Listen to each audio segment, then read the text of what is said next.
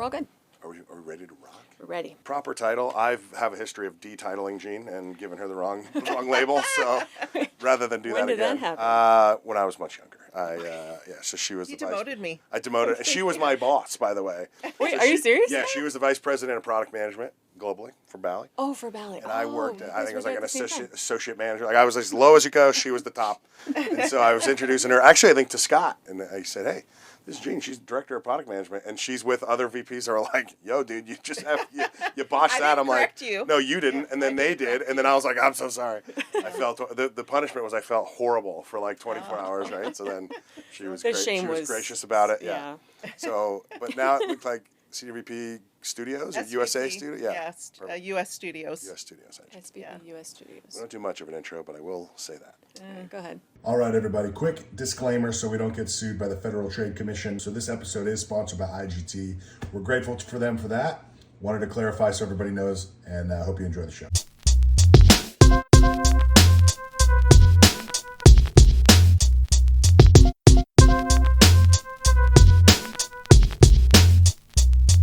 What's up, everybody? Welcome back to MaxBet Podcast. We're here today with Jean Venneman, Senior Vice President of Studios for the USA at IGT, the Big Blue, right down the road. We're having a fun one. I feel wheelie fortunate. Is that too punny? Is that too much? We're talking about Wheel of Fortune. Wheel of Fortune next year is turning 30. Some big plans, and Jean, you've been a big part of that journey for Wheel of Fortune. So thanks for joining us and having some fun with us on the show today. Yeah, it's my pleasure to be here. And so I feel like first things first, like it's been this journey. I feel like anyone working in the business today probably doesn't remember a time without Wheel of Fortune, right? So how did it all start? Like, is there an origin story? Is there a fun, like somebody's watching NBC one night going, I want that game on my floor? Or how did this come to be? Yeah, there is a great story because, Wheel of Fortune was the first in so many different ways, taking us way, way, way, way back to like 1995. Wow, yeah. And I know that, people watching may not even have been born yet, but Yeah, exactly. but that's when we first started talking to Sony. Yeah, wow. Our chairman had been introduced to somebody at a charity dinner that was good friends with the president. There had never been a brand in the industry before. All of the games out there were like pokers and steppers, and that was kind of it. There wasn't even video yet. They came up with the concept of, hey, why don't you do a themed Wheel of Fortune game? We started talking to Sony, who owns the brand, and they were understandably concerned because they were saying, well, this is a family show and that's gambling, and are we sure we want to really be involved with that? We piece by piece kind of talked them through how we can structure it as more of a game than a gambling experience. And we wanted to kind of push the envelope. One fun fact, the very first Wheel of Fortune wasn't the Wheel of Fortune you're probably thinking of with the spinning wheel. Right. It was actually a video. It was in a video cabinet, and I give Anthony Bearlocker, I want to give him a shout out because he was really the one in charge of this. And it had a partial wheel, and you solved a puzzle. And it was the first of its kind. It was the first true persistence game that we had ever done. Oh, interesting. So, and it went out to mild success. Yeah. It was pretty far out there relative to what was going on in the market. So it found an audience, but not a giant audience, to be honest. And then we had the opportunity to get patent portfolio for the wheel. And then we thought, okay, now we can really do something here with this license. So then we went back to Sony. They saw that, they didn't get a lot of negative backlash because they had ratings didn't partnered go with down us. or anything. Right, Yeah, exactly. Right. There wasn't mass exodus of watchers or whatever. So then we said, now we can do something that's really true to the show because we've got this physical spinning wheel that we can put on top of the game. They asked me to project manage that very first Wheel of Fortune with the wheel. This was June of '96, and they wanted it to show at G2E in September. Yeah, that's... So that is a very ambitious. short Yeah, development period for a product that we were going to do new things all over the place. New thing number one, spinning the wheel.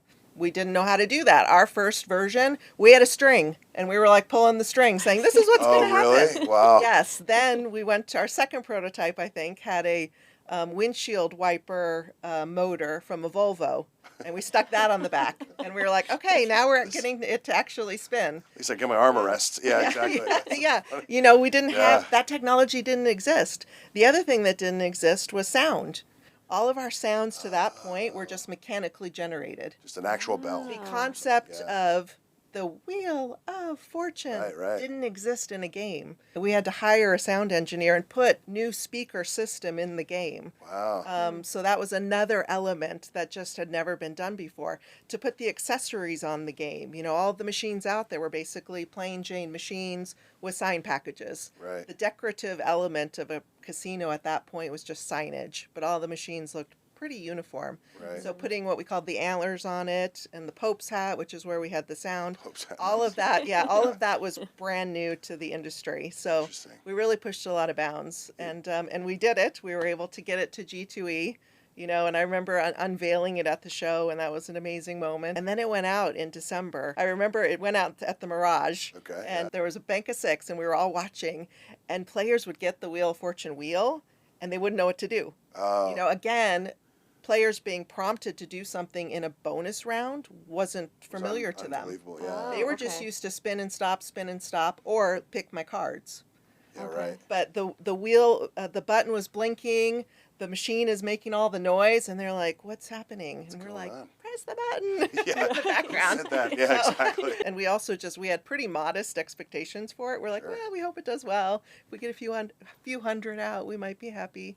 And then it just blew up. It absolutely blew up. It's an icon of a game. Yeah, It's interesting. yeah. So when you said you had the IP for the wheels, was it the idea that just having, it wasn't maybe worth inventing if you couldn't try to protect it, or was it another manufacturer had wheel-style was- games? Yeah, there was IP in I see. existence, Interesting. and there was a company that had created a game that had a wheels. spinning wheel. Understood. Okay, yeah, So yeah. we were able to secure the rights to the various patents that they had Got it. Okay. in order to do this. Yeah, in order to have the spinning wheel. Interesting. I was going to say, because it's Yeah. interesting that they had that, because it's like Wheel of Fortune seems like such an obvious driver. Yeah. You go, now you look at it, you go, well, wheels are everywhere, right? Yes. Like, so but it's funny to think the beginning. I hate to think if you're tall like we are, so it's like you're the one pulling the strings. You're like, Gene, you can reach if you don't mind, right? Somebody's got to. What a wild intro to just blaze the trail here. How did it perform that first year when it went out? Amazing. Because you said a couple hundred. Did it just Sounds blow like- out of the water? Yeah. After after maybe 2 years, there was probably 20,000 in the field. I mean, it was like Whoa. a huge Yeah. number. We had created a special version for New Jersey because they have height restrictions. Okay. So, and I remember the progressive meter. Back then the progressive jackpot was one of the big selling points of the game. Okay. So in the original Wheel of Fortune, it was like the regular size, and it was, we had various jackpots because it was linked, a couple 100,000, maybe 1 million or so forth. And in New Jersey, we had to put a progressive meter on the side of the wheel that was literally this big, and to get it short enough. Oh wow. But you would go into a New Jersey property, and if you would look at all the walls of the property, it was entirely Wheel of Fortune. Wow. Really? Yeah. And you're talking actual height restrictions, Yes, the machine yes, can only machines be could this only tall. be a certain height in New Jersey. They had restrictions because of ceilings or whatever. Interesting. So we did create a custom game for there. Yeah. How many versions of the game has there been since then? You Like know- too many to count? So, Like- I actually did a little research homework, on this yeah, exactly. before before coming here. So I know that we did 35 different cabinets. Wow. Multiple themes though potentially in each cabinet. Yeah. And at least 12 of those cabinets had more than 1,000 units on the floor. Some of the notable ones, we did this game called Super Spin, and it was a huge, I was gonna say, is that the massive wheel. one that, yes. Yes, it was. I don't even know how many feet across It's it bigger was. than It this must- room, Oh as yeah, perspective, yeah. The right? actual Yeah, wheel it's piece was huge, bigger yeah, than this right. room. Wait, and then that we was had- on the floor? Yeah. Yes, and then we had machines around it. Oh. So when the player got the wheel, they would spin this massive wheel, and it had 9 stations, if I Wow. recall. Yep. So they would spin this massive wheel. Like Yeah. playing Wheel of Fortune. where Yeah, you- 100%. Yeah, Wow, exactly. that's And a lot of crazy. us would be like, we want to lay on this thing. No, we didn't personally, but it was just so big. It's like a ride almost. Like, it was huge, but you couldn't miss it. Like, it Yeah. was from a branding, merchandising perspective. It was great. That must have performed really well for them, for casinos, to be It willing. did. There to was have that kind of real the estate. only negative with it is it took up a lot of floor space. Yeah. Yeah. And so for properties that were limited, the machine really had to perform well because it probably took over 24 positions. Yeah. And it was 9 positions. We've actually kind of pushed the envelope even further. We have our first Wheel of Fortune poker Oh, that is interesting. just launched. Oh, wow. Okay. And also an ETG version with the stadium seating with the ETG wheel. makes a ton of sense. Yeah, Right? I yeah. can So see that that's already. coming out Yeah, this year too. stadium. So we're continuing to expand in different areas online. For listeners who don't know, what does ETG stand for? Oh, sorry, ETG, electronic table games. So Okay, got it. IGT is one of the top three. I think it's arguable based on market, where you are. They dominate some, others, but like they make electronic tables. So a lot of times in the stadiums, like with what Gene's saying, you'll have multi-games. You'll have a roulette. You can play a blackjack, a baccarat, etc. And then that sounds like, which is kind of fun. I'll let you tell me, is they're going to build in a Wheel of Fortune element, and hopefully there's a mechanical element as part of that, which means now you potentially are spinning. I mean, think about a roulette spinning, but now it's a Wheel of Fortune wheel, and you're betting on that. It's Like, a that would physical be, wheel. Okay. Yeah, it's kind of like. But it's not massive. Like. It's actually fairly sizable because there's a lot of players that need to see it. Oh, okay. I would say it's probably 8 feet. Oh, 8 feet, yeah. Oh, wow. something like Yeah. that. Yeah, so it's And like it's a big vertical. six kind of wheel. Yeah, it's yeah, vertical. perfect. Yeah, Oh, I see what got you're it. saying, I yeah. see. I Yeah. see. That's That great. makes sense. See, that Yeah. to me is cool. Like that's now you're saying, hey, there's a market for that. Players like these types of wheels, these types of games, and they have one of the, if not the most iconic wheel game there is. Why not? Question for you. You mentioned earlier, you said, hey, the progressive was always a big draw, right? When you said when you were talking early. And you said a couple 100,000 or $1 million. Like in 1996, a couple 100,000 is today's million, right? So this idea of the life-changing jackpot, I don't know if it was always wide area progressive as we talked, but was that, sounds like from day one, was that part of the draw to say if we're going to do this brand, we're going to drive this new agenda, we should make it so that somebody wins and it's like their life is different? Yeah, that's one of the selling features, I think. We had Megabucks already. Right. That was one of our most popular products, really, because, again, there wasn't a lot of entertainment and bonusing on the games at the time. It was spin and stop and see what you won. Sure. So giving them a jackpot that was 5 million, a million, 5 million, whatever it might have been at the time, is life-changing. For sure. It's funny. I heard stories, a couple instances where when you win the progressive, you don't spin the wheel. You just win the progressive. like There were players disappointing. that were disappointed. They said, well, Oh, yeah. okay, but do I get to spin the wheel? Yeah. Thanks for the $5 million. If I could just spin this thing, it would be great. Yeah. But you just won $1 million. you care. Congratulations. When it comes to like the marketing of the games, that has to be pretty fun. You've had like Pat and Vanna. Like, how involved have they been in it? Were they involved from the very start, or was it after like it started picking up speed that? No, bring actually, them in? Vanna in particular has been involved all along.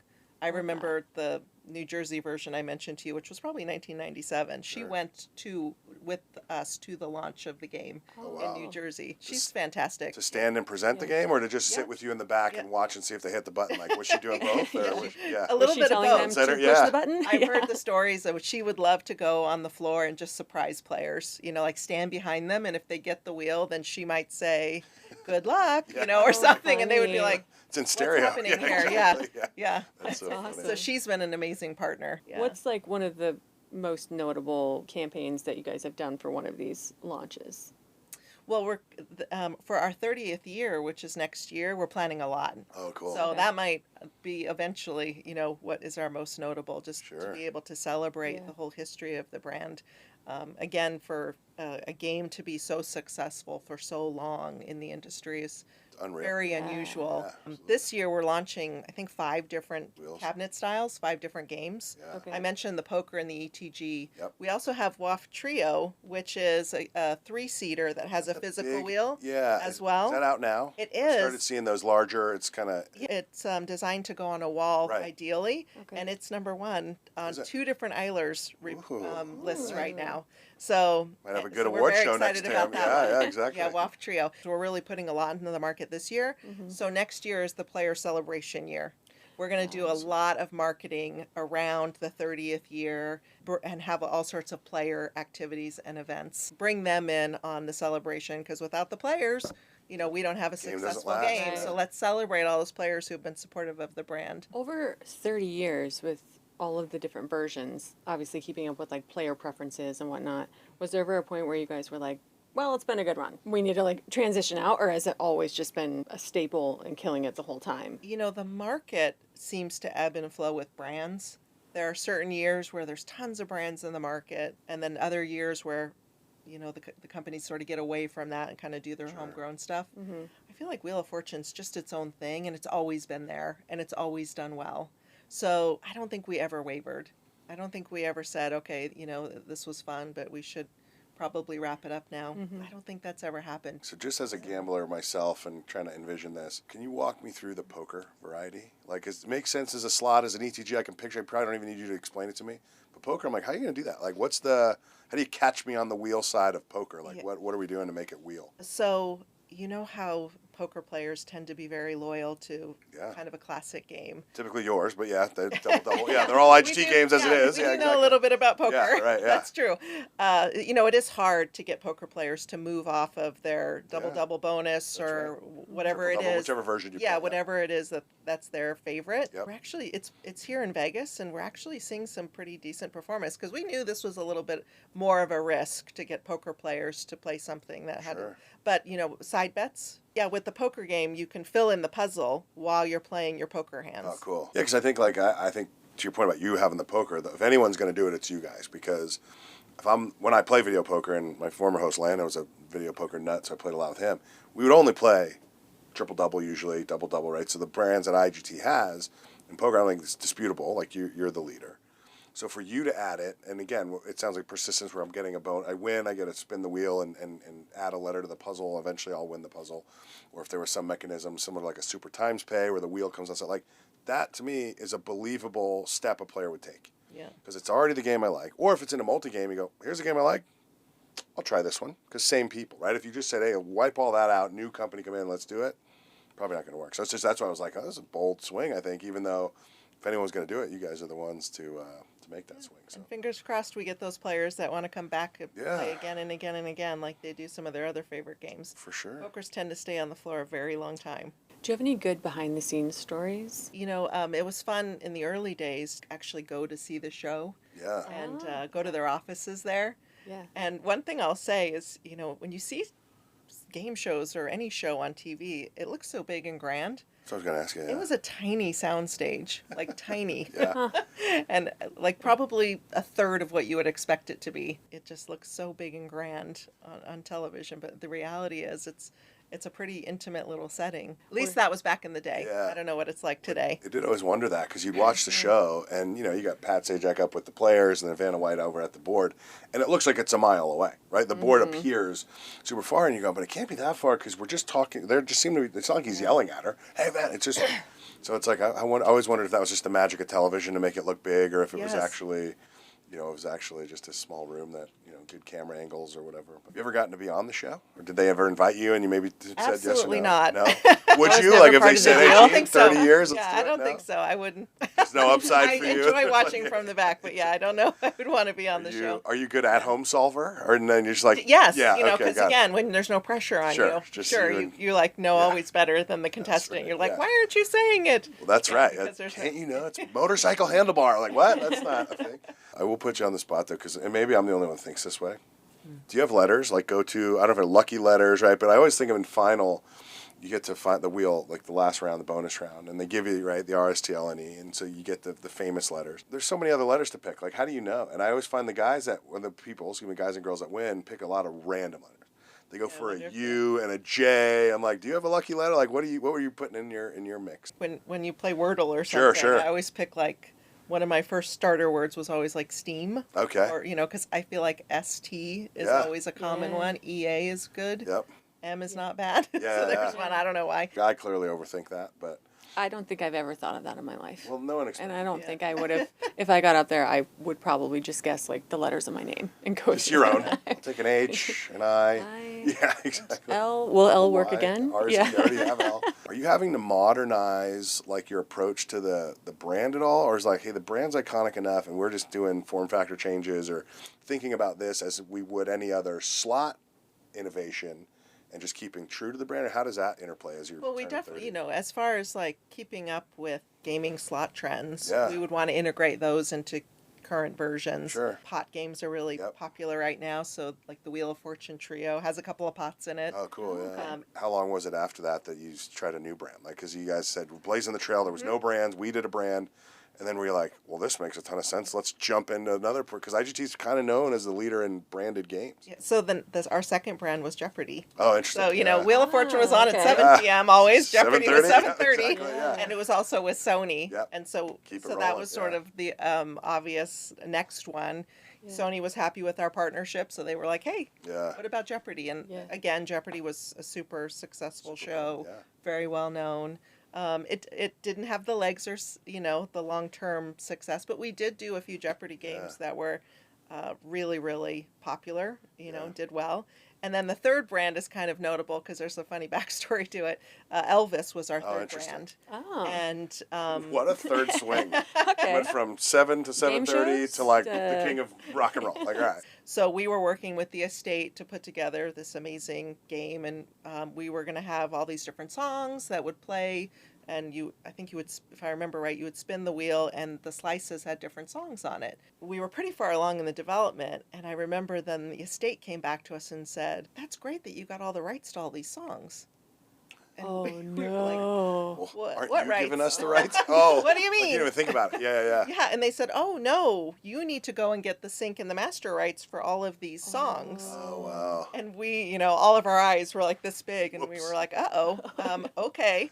There were 4 or 5 people that were working on running around trying to get all these rights now. Yeah. And not everybody, again, we're calling him saying, "Hey, we want to use this song on a slot machine." And that was new. That was something. And again, we had 16 songs, and there were maybe a master and a sync for each. And in some cases, the rights had gone to like children. So there were like 4 children you'd need to contact. Oh, wow. I don't remember how many contracts we ended up doing, but it was something like 56 contracts or something we had to create to get all the songs that we had no idea. So that was our early learnings. One of the things I love about that story is at no point did she say, so we thought about just going to 8 songs. Yeah. Doing half the they're like, no, we already made it 16. Yeah. We're going to get them all. That's great. We wanted all the cool The songs. whole anthology. Do you guys still have Elvis games? We had that. Yeah, we haven't had that brand for a little bit. I think that the industry is again in a little bit of a quieter with the brands. From our perspective, Wheel of Fortune, of course. Sure. Whitney. And yeah. Whitney's also doing really well. Yeah. And Jumanji is also been a really great success for us. Yeah. Do you guys, you probably can't tell us what you have coming out, but do you guys have anything in the pipeline for G2E that you're like super excited about? Maybe. Okay. Stay tuned. Her voice went up. That's a yes. Yeah, exactly. Maybe. Yeah. Okay. Just so we're aware that we need to definitely stop by and see. Oh, for and see sure. what's coming out. Yeah. Okay, that's super fun. Well, do you gamble at all yourself? Do you play at A all? little bit, yeah. All right. Sure. Do you have any good stories? Did you for ever get to any gamble big on Wheel of wins? Fortune and win Gosh. some money? Did Or? you ever win big? Yeah. hand out- we, you ever- we yeah, weren't able to win. Sure. We could play as long as That we makes didn't sense. win. Yeah, okay. Took away That that wouldn't be last very ace, good yeah. PR. Yeah, that's not a great look. What I will say is my style, and I think it's the style a lot of people have, I just want to go have fun. Yeah. And if I feel like I've been super entertained, feel like I'm seeing lots of different bonuses and, things are happening and surprising me and I'm entertained and I can keep my bankroll going for a while, then I'm happy. So listen, over the years, right, almost 30-year history, games that are life-changing jackpots, $1 million prizes, $500,000 prize. Do you have a sense of like how many lives you've changed? Like, how many millionaires have you made? How much money has this thing paid out? I'm assuming it's pretty big numbers. Yeah, over the years, and this is a staggering statistic, we have paid out more than $3.6 billion. Jeez. Wow. We've made over 1,200 millionaires. 1,200. So yeah, 1,200 people are millionaires as a result of playing Wheel of Fortune. Millionaires or more. That is Wow. pretty wild to me. Yeah, so it's definitely changed lives. All because of the Volvo motor on the back of the Oh wheel. my gosh, Jean was pulling the string. 1996. That's right. She was whipping that wheel around on the trade show floor for millionaires. And then that doesn't even include, like, not to hate on the stats, but like, think about all the people that are half millionaires, right? Like, so Lot, it's a couple 1,200 people that are, 100,000 here. yeah, that's right. That are, Yeah. there's a lot of, The total newcomers. payout is 100%. probably yeah, it's unreal. insane. We're excited. Hopefully we can be part of these 30th birthday celebrations we're not talking about yet, but I think it'd be fun. We calling out? We can call out. Who can we talk to next? You know a lot of interesting people. I would love to see Nick Kinn on the show Yeah, Nick, the Prez, the head of gaming, IGT. Okay. because he knows games. I'm sure, yeah. He Does really does. He's a serious player himself. I respect that. I feel like I only know Nick casually. Like I met him, I think, at like an event, as you do. Hey, so nice to meet you. Probably wouldn't know me from anybody, right? But like, you always wonder at the top, does he gamble? Does she gamble? Right? And in this business, like, there's just an extra level of street cred, so to speak, if you actually play the games you make. And so that's awesome to hear. So I'd love to, that's a great call. Hopefully, Nick, if you're listening, let's do it. Thanks for that shout out. And more importantly, thanks for coming by. This has been great. Yeah, thank you. It's been a lot of fun. I appreciate it. Fun to chop it up on the wheel. And happy 30th almost to Wheel of Fortune. Be on the lookout for whatever they put out at G2E. Stay tuned. Next year's going to be a big one. That's it. Right on. Well, Cheers. thank you for coming. Thank you. done. That was great. What an episode. Jean Venneman, legend of the business. It was always fun seeing her. Yeah, that was great. And I love that she's so tall. She is That tall. Yeah, makes we me had. feel, just looking into someone's eyes directly. It's so liberating. It's so comforting. I get that. Yeah, as my side of that 6'6". It's very strange at first, like because maybe it's like for tall women it's the same. There's not as many people, right? But I always think usually if you're friends enough with them, that you can throw a hug on them. That's always nice because you don't have to feel like a giant. Mm-hmm. And then look at them in the eye. It takes a second to get used to it. And they're like, this is actually way better. I always think you're getting such a better angle of me than when people have to like. Oh yeah. You're like, I'm I don't know what this you're is saying. probably not great for you. Well, Sorry. Speaking of height challenge, have you seen? And I guess it probably might not apply to you since you're tall, but like there's this whole internet thing where the women are like setting their cameras at where their husband's eye line would be, and then like recording a video of themselves like talking, and then looking at the video and going, is that what he sees? This is what he sees of me. Why did he marry me? Like they're having all these like over the top reactions. Why do I spend time in the mirror? They're looking I'm up. still very short in comparison to my person, so Yeah, that's cool. I don't need to look at what that angle looks like. Well, I met him, and so he was great. That's another look in the eye. So that Yeah. was like, again, it takes a second. We didn't hug on our first meal, but it was like, hey, what's up? And it was just like, bang. Like, there's an easy conversation because you're like, this is great. Yeah. But yeah, no, that's right. Yeah, you married tall. Yeah, congratulations. We did it for the hopes of G1 babies. Did it for the genetics. That's how we did it, yeah. We needed to pass on the line. Love who needs it. We're going DNA only. That's good. What do you got for us today? What kind of fun thing should we dive into? What is some really bad casino advice? Like someone, it's their first time going. Like you want to mess with your buddy. Or it could just be what you overhear someone else saying, like, that doesn't sound right. Always hit on 17. Yeah. If you feel lucky. Yeah. It's Very it's bad just a advice. real, like, truly bad advice. If you just don't like somebody, like, and you're talking about table games, Yeah. you'd be like, always split tens, right? Because A, it's a bad move. Like, you're statistically, it's not good for you. Yeah. And then B, you will immediately be the enemy of everyone at the table. So if you just Yeah. don't like them, it's like that person that you said that is probably going to get punched. Because especially if you're playing more than like $5 a hand, people are like, this is annoying. Like, you could have just won, Yeah. right? But that's the first one that comes to mind. You want to volley this? Like, what would yours be? What do you have? You only lose if you leave. I think mathematically it's the opposite. And then when you talk about things you overhear, so like on the airplanes, I get this all the time. People are like, hey, is it the end games are luckier, right? Yeah. It's like, I was like, yeah, just only play the end game. Yeah. Like, just because why not? That's not real advice, but if it makes you happy. What does it mean to stand on 12? This is outside of this. What does it mean? Stand on 12? Yeah. What does that mean? This is like the great blackjack debate. So stand in blackjack just means you stop taking cards, right? So you hit or stay or stand is like similar. But you get your cards. You're either going to hit. Oh, okay. It just means stay. Yeah, stay. Okay. And so but 12, so it's funny because you mentioned that one. Like that is the most coin flip situation. Because especially if you're like a 12 against a presumed 12 or 12 against a 3, there's people that will go to the grave until you hit it every time. There's people that tell you never hit it, right? So it's like this violently passionate one. People always ask me, what do you do? I said, you pick what you want to do and never deviate. Because if you try to guess, you're going to hate it. But like if you just say, look, I always hit on 12. And okay, there you go. Anything but a 10 helps you. Or I never hit on 12. And then, hey, you know what? It would have been an 8. Should have won. Fine. But like you just have to make your mind up who you are and go. But it's funny that's the one you picked out because that's such a topic at every blackjack table. What do I do at 12? Right? Always stand on 12.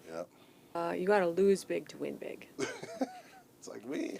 I think that is a lot of people's philosophies, actually. Yeah. Inadvertently. It might not be intentional. Yeah. You always chase the bonus. Every time. It will come. You just got to keep chasing It will come. That much we know is true. Probably not for you. May not be able to afford how long it takes, right? Landon and I would always say it, and this is bad advice, right? You talk about we would start with a couple $100, and then we'd have a ride. If we go up, we might give it back, and then we still have our same couple hundred. So theoretically, we're even now, right? We've gone this roller coaster, we had some fun, and we look at each other and go, can't go to bed with money in our pocket. Like, what? Like, you think of it outside the moment, and you go, well, yeah, you could. You could totally do that. That'd be normal. You wake up, try again tomorrow. And it's like, no, we can't go to bed now. And then, like, and again, maybe 50-50, whatever the odds are. There were definitely nights where that last couple hundred turned into a couple thousand. There were definitely nights where it was like, we're broke, going to sleep. Make sure you wear all of your championship rings when you go to play slots so you can hit that screen double hard.